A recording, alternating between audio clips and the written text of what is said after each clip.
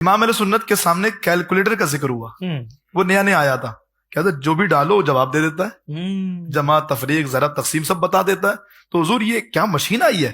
تو آپ نے فرمایا فقیر کو بھی ایسی مشین عطا ہوئی ہے، یہ تو میتھمیٹکس بتاتا ہے، میں اس مشین میں جو بھی ڈالتا ہوں وہ اس کا جواب اللہ کی وجہ سے درست آ جاتا ہے. تو میرے امام نے اس تناظر میں یہ گفتگو فرمائی تھی. اچھا اب علم کی بات کریں تو حقیقت میرے امام کو علم لدنی حاصل تھا، اس پر تو کوئی دوسری رائے ہے ہی نہیں. اچھا علم کی دو قسمیں، ایک وہبی ہے اور ایک کسبی ہے. صحیح. کسبی وہ علم جو محنت کر کے آئے، اور وہبی وہ علم جو خاص اللہ کے فضل سے آتا ہے. اچھا کسبی علم وہ جو دنیا داروں سے یا دین داروں سے کسی سے بھی سیکھا جائے. امام غزالی نے علم لدنی کی جو تعریف فرمائی ہے وہ یہی فرمائی ہے کہ وہ علم جو مخلوق سے حاصل نہ ہو. صحیح.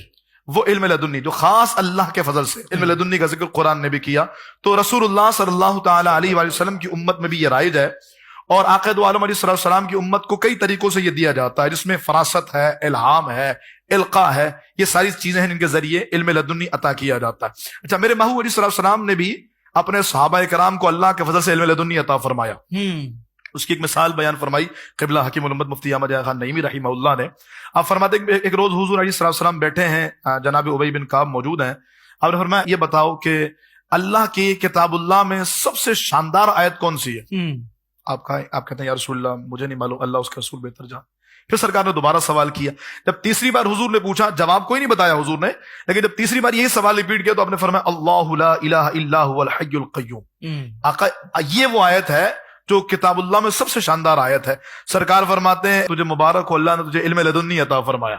سبحان اللہ. اب قبلہ حکیم الامت فرماتے ہیں اس حدیث پاک کو بیان کر کے، کہا یہ علم لدنی کیسے مل گیا؟ بیٹھے بیٹھے کہ سرکار یہاں سوال کر رہے تھے، ادھر نگاہ ڈال رہے تھے، اور یہ حضور کے نگاہ سے علم لدنی عطا کیا جا رہا تھا، یہ نگاہ مصطفیٰ سے علم لدنی دیا جا رہا تھا. اب اسی سلسلے کو آگے بڑھاتے ہوئے قبلہ حکیم الامت فرماتے ہیں کہ پتہ لگا کہ علم لدنی اللہ تعالیٰ اپنے محبوبین اور مقربین کے ذریعے بھی عطا فرماتا ہے. تو کبھی اللہ کا ولی بھی سامنے بیٹھا کے علم لدنی دیتا ہے. جو پیر صاحب کی صحبت میں بیٹھتے ہیں، پیر کامل صاحب شرع، ان کی بارگاہ میں بیٹھتے ہیں، ان کے ذریعے بھی علم لدنی دیا جاتا ہے. لیکن یہ یاد رہے کہ علم لدنی کسی مدرسے میں کسی استاد سے کسی کتاب کو پڑھ کے نہیں آتا، خاص اللہ کے فضل ہی سے ممکن ہے جو اللہ تعالیٰ عطا فرمائے.